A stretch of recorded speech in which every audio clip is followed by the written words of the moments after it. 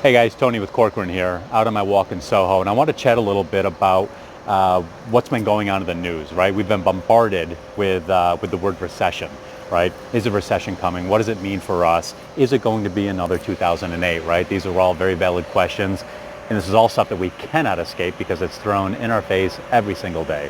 A little annoying, but it is what it is. So, I had an amazing opportunity to hear Steve Harney speak. If you don't know who Steve is the head of Keeping Current Matters. He's a real estate guru, been in this for decades. He's kind of the go-to guy when it comes to what's happening and what can we expect, right? Very smart, very logical. Like most economists, right? Let's look at the current situation. Let's take a look at what's happened in the past and see what kind of overlap we can find, right? That's the best way to really come to some conclusions about maybe what we can expect. The fact is that the country is in the longest economic recovery that it's seen, all right? It's pretty amazing. We are having a correction. We are likely going to see a recession, a slowdown in overall economic growth, right? A decrease in retail growth. Is it going to be another 2008? That's what people are posing right now, and that's frankly what a lot of people are jumping to.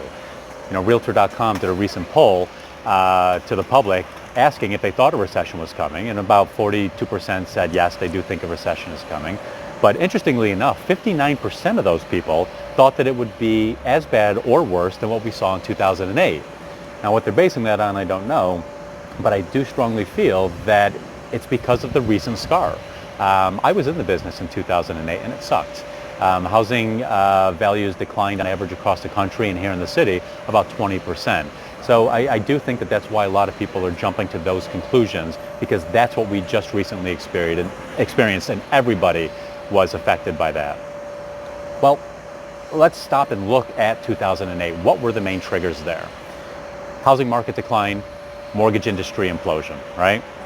Decrease in home values about 20% across the country. Let's jump back a little bit. Let's go to the recession before that, 2001, all right? Main triggers there, stock market volatility and trade wars, right? A lot of discussion about trade wars. And what happened to the housing market in 2001? It actually increased. We saw values increase about 6.5% on average, which is pretty amazing. But you know what? It's not that surprising, because if I've got a whole bunch of money sitting in the stock market that's going up and down, I have no idea what tomorrow's going to bring. Why would I leave it there? I'm going to pull it out and I'm going to put it into the safest investment I can find, all right? I'm going to park it into real estate. I'd say New York City real estate is the safest, but real estate in general, that's the bet that was made, and everybody did great. Look at those triggers again, 2001, 2008. What triggers are standing out or sound familiar to you, right? The ones from 2001, stock market issues, trade war talk. That's the reason that most economists feel that we are heading toward a recession that will have a similarity and a similar path to what we saw in 2001, and it'll likely affect housing the same way too.